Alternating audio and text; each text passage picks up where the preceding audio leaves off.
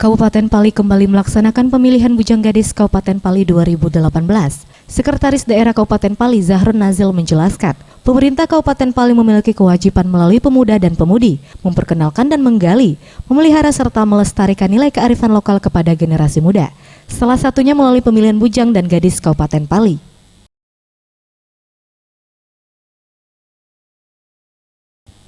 Lewat ajang ini, ia berharap agar para finalis Bujang Gadis Kabupaten Pali 2018 nantinya dapat termotivasi dan dapat bertanggung jawab moral dalam memajukan Kabupaten Pali.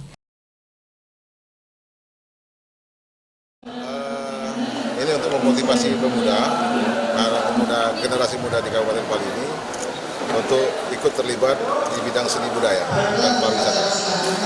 Diharapkan dengan adanya pemilihan Bujang Gadis ini mereka termotivasi dan ada rasa tanggung jawab moral untuk memajukan Kabupaten Pali. Tidak tertutup kemungkinan apabila mereka nanti terlibat di sektor lain.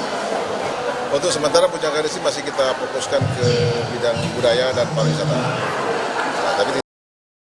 Salah satu peserta Bujang Gadis Kabupaten Pali 2018, asal Kecamatan Penukal Utara, Delvi Ariansa mengatakan, dengan adanya pemilihan Bujang Gadis Pali ini, dirinya dapat melihat potensi yang ada di dalam dirinya.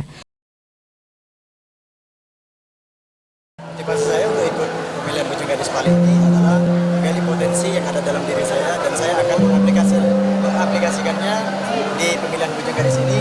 Jika saya terpilih, maka saya akan membantu program dari pemerintah bersama teman-teman nanti yang juga terpilih untuk lebih memajukan lagi tentang kebudayaan dan pariwisata.